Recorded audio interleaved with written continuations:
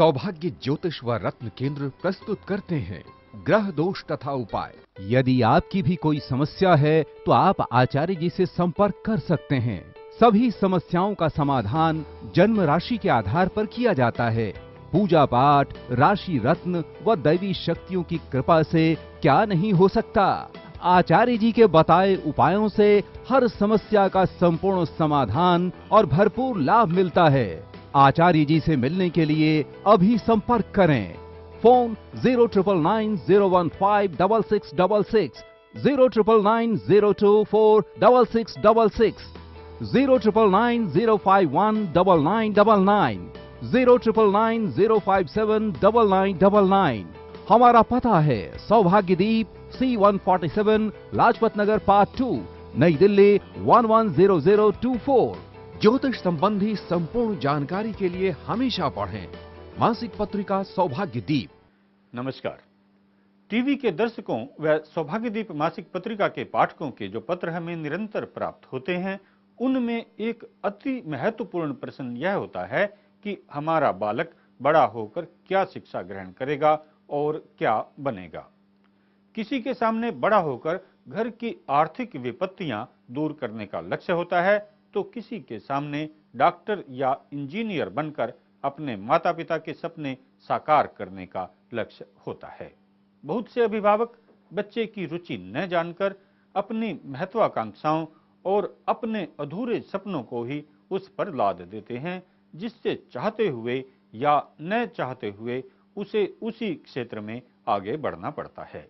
यदि जन्मपत्री में ग्रह स्थिति ठीक है, ग्रह मजबूत हैं, तो जातक अपने आप आगे बढ़ता चला जाता है, परंतु परेशानी तो तब होती है जब बुध ग्रह पूर्णाष्ट हो, 29 या 30 अंशों पर हो या 0 अथवा 1 अंश पर हो, अर्थात उसमें इतनी क्षमता ही न हो कि वह पढ़ाई का सारा बोझ झेल सकता है। यदि आप किसी योग्य ज्योतिषी की सलाह लें अथवा स्वयं आपको ज्योतिष की जानकारी हो, तो आपके बालक का भविष्य बहुत सुखमय बन सकता है। जिस विद्यार्थी ने 10वीं या 12वीं की परीक्षा दी है या देनी है, उसके सामने इस प्रश्न का अत्यधिक महत्व है। ज्योतिष शास्त्र में हम प्राथमिक शिक्षा के लिए जन्म कुंडली के दूसरे भाव, माध्यमिक शिक्षा के लिए तीसरे भाव, स्नातक स्तर की शिक्षा के लिए चौथे भाव तथा उच्च स्तर की शिक्षा के लिए 5वें भाव का अध्ययन करते हैं। 9वें भाव से भाग्य की स्थिति का पता चलता है।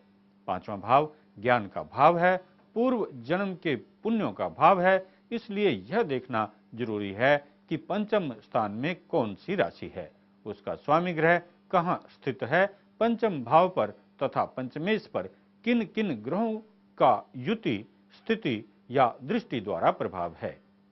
यदि हम नवम और नवमेश, दसम और दशमेश का भी इसी प्रकार अध्ययन कर लें, तो जातक की आय के स्रोत का भी पता चल जाता है, जिससे शिक्षा के क्षेत्र का निर्धारण आसान हो जाता है।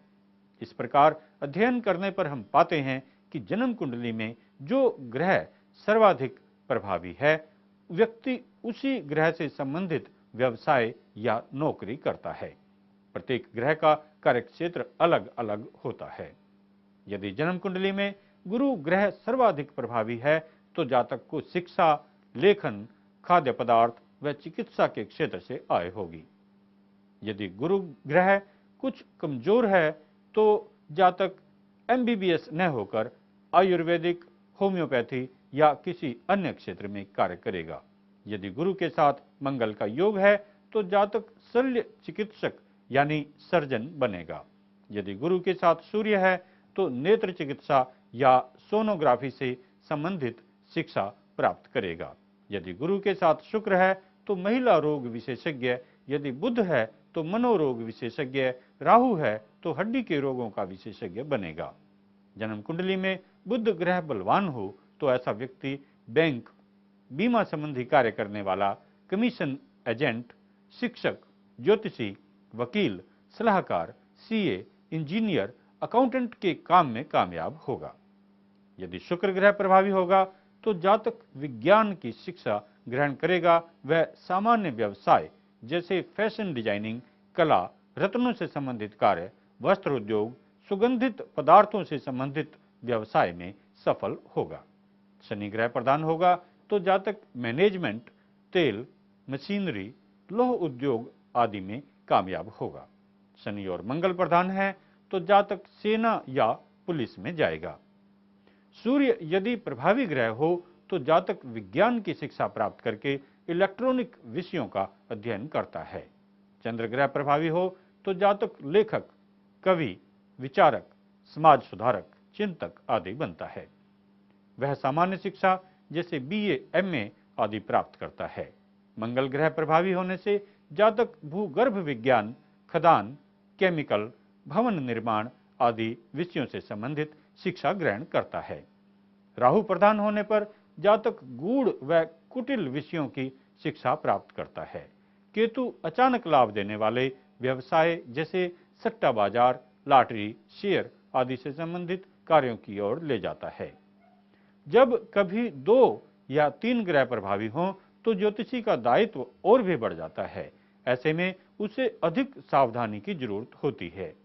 देश, काल, पात्र आदि के आधार पर तथा जन्म कुंडली के सूक्ष्म अध्ययन के पश्चात ही ज्योतिषी को मार्गदर्शन देना चाहिए।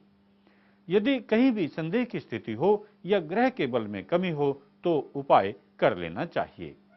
शिक्षा के क्षेत्र में सफलता प्राप्त करने के लिए विद्यार्थियों के लिए जो सबसे सरल और लाभदायक उपाय होता है वह है बीसा पन्ना लॉकेट धारण करना। बीसा यंत्र एक ऐसा यंत्र है जो मां दुर्गा की कृपा प्राप्त करवाने के साथ साथ जातक को प्रतियोगिता परीक्षाओं में आगे रखता है। पन्ना बुध ग्रह का रत्न है। बुध ग्रह बुद्धि का, वाक शक्ति का, स्मरण शक्ति का प्रतीक है। बुध ग्रह के शुभ प्रभाव से शिक्षा के क्षेत्र में आसानी से सफलता मिलती है। बीसा यंत्र के साथ बुध ग्रह का रत्न पन्ना लगाने से बीसा यंत्र और पन्ना दोनों की शक्ति में वृद्धि होती है और जातक को वाक शक्ति के साथ साथ बुद्धि चातुर्य भी प्राप्त होता है। जातक जहां पढ़ाई की ओर पूरा ध्यान देता है वहीं अपने हित व अहित को समझकर अपने समय का पूरा सदुपयोग करने का प्रयास करता है। उसे यह एहसास हो जाता है कि कब उसके दोस्त या दूसरे विद्यार्थी उसका समय खराब करने का प्रयास करते हैं और कब वे समय का सदुपयोग करने के लिए उसके साथ होते हैं। कोई भी विद्यार्थी जब यह समझ लेता है कि उसे अपने समय का सदुपयोग किस प्रकार करना है तो फिर सफलता निश्चित होती है।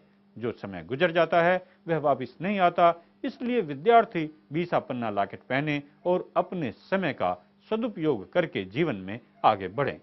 उपाय करने से व्यक्ति का आत्मविश्वास बढ़ता है। ग्रहों के फल में उपाय करने से वृद्धि होती है जिससे सफलता निश्चित हो जाती है।